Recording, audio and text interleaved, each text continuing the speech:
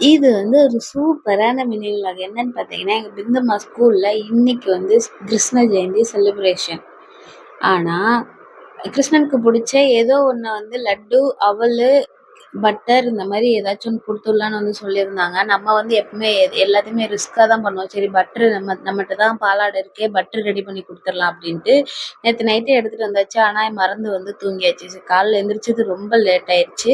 அவசர அவசரமா வந்து இந்த பட்டர ரெடி பண்ணிக்கிட்டு இருந்தேன். ஆடைய எடுத்துட்டு வந்தத வந்து நைட்டே ஃப்ரிட்ஜ்ல வச்சுட்டேன்.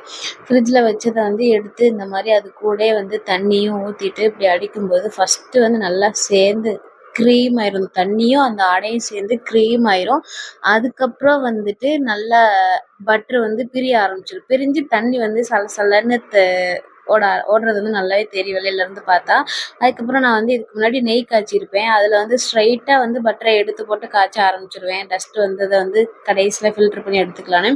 இப்ப பட்டராவே யூஸ் பண்ண போறனால நல்லா வந்து 4 தண்ணியில அலசினேன். லாஸ்ட்டா அந்த பட்டர் தெளிவா தெரியிற வரைக்கும் தண்ணி விட்டு விட்டு அலசிட்டே இருந்தேன். பிந்துமாக்கு வந்து கொஞ்சம் போல பட்டர வந்து ஸ்கூலுக்கு குடுத்துவிட்டு, மிச்ச பட்டர வந்து நம்ம வீட்டுக்கு யூஸ் பண்ணிக்கலான்ட்டு எடுத்து வச்சாச்சு.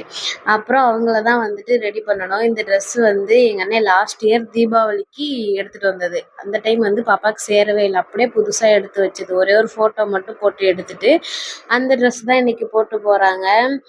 ஃபர்ஸ்ட்டு ட்ரெஸ்ஸு போட்டு பாசிலாம் போட்டுட்டு, அடுத்து வந்து ஹேர் ஸ்டைல் போயாச்சு. எப்படி தான் ஹேர் ஸ்டைல் பண்றதுன்னே தெரில. டோரா கட் இருந்திருந்தா கூட சூப்பரா பண்ணியிருந்திருக்கலாம்.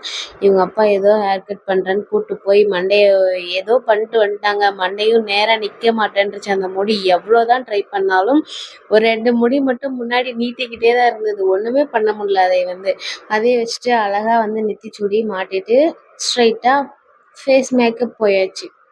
மேக்கப்லாம் முடிச்சுட்டு, அதுக்கப்புறமா வந்துட்டு ஒரு ஷாலு. இந்த ஷால் வந்து கிட்டத்தட்ட 2, 3 வருஷத்துக்கு முன்னாடி இதே கிருஷ்ண ஜெயந்திக்கு அவளுக்கு வந்து ராதை வேஷம் போடுறதுக்காக எடுத்த ஷால் தான்.